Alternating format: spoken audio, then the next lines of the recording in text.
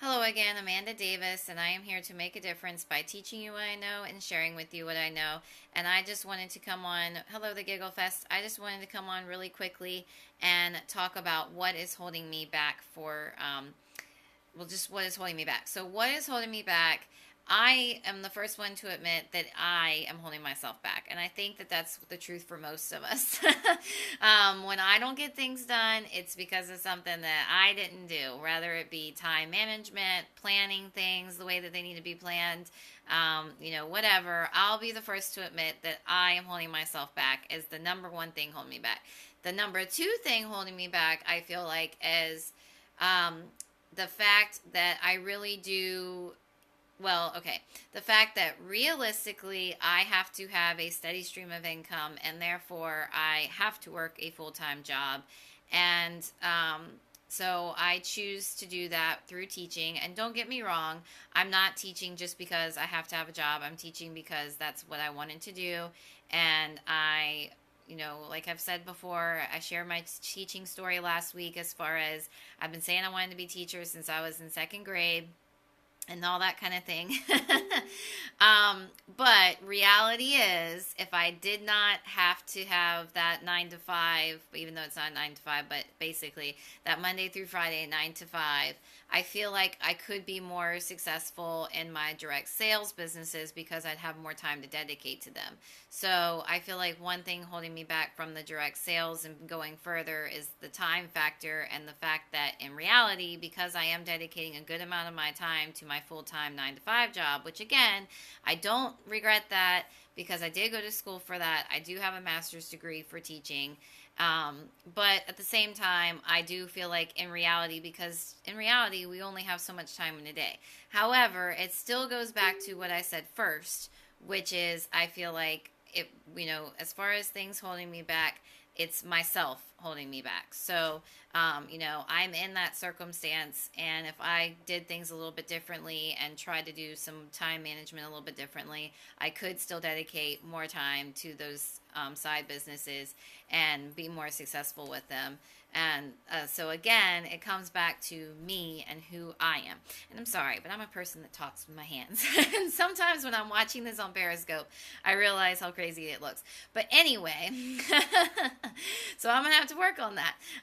But anyway, so yeah, as far as what's holding me back, I'll be the first to admit that overall I'm holding myself back because that's me. And if I was better about planning and time management, I could be better about getting things done that I want to get done versus just making lists and lists of things that I want to get done. Blog posts I want to get out there, videos I want to get out there is the big thing. And also dedicating the time to social media that I really want to dedicate. And yes, there's the schedulers out there, but at the same time, I don't know. I mean, I would like to dedicate a lot more time to live things like Facebook Live and Periscope. Although Periscope, I feel like I do a pretty good job with just because I'm on here every day, right?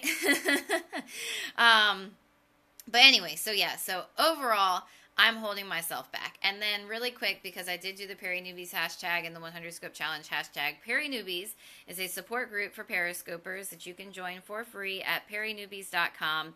It was founded by a woman named Mary Joy, and she lives in the UK, and she is awesome.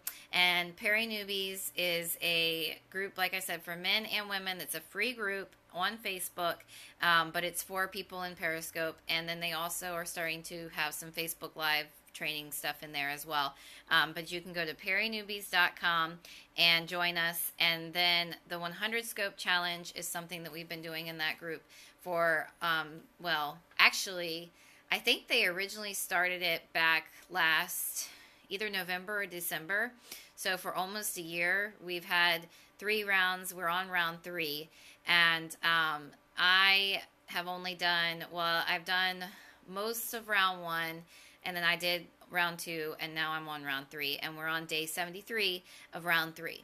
And so but the 100 Scope Challenge was created to get people scoping that maybe weren't scoping. And I've just been doing it for support. And originally I started doing it for fun because I had already been scoping. But But I was like, 100 scope challenge. That sounds fun. That sounds like a good way to network. And it is a good way to network because it's another group of people besides the main group that I'm in. And the groups that you do with Periscope, different groups with these hashtags for these different groups and tribes, is, that's really how you're going to get yourself out there on Periscope, is to network with these groups. And PeriNewbies just is one of them. But anyway, so PeriNewbies.com is where you can join us. And the 100 scope challenge is going on. I don't know that we're accepting new members just because we're on day 73, and at this point it's going to be virtually impossible to catch up. However, we are accepting members into the PeriNewbies, so you can just go to PeriNewbies.com and join us there, and then keep an eye on what's going on, because I know they do pass the casts, and I know we're going to maybe work something out for another 100 scope challenge. So I do suggest joining the PeriNewbies and keeping your eye on what's going on there. So I will see everybody in a few minutes, because I am going to do one more scope tonight. And I do appreciate all my live viewers and replay viewers and Twitter and web viewers. And I will see everybody in a minute for another scope. Bye, guys.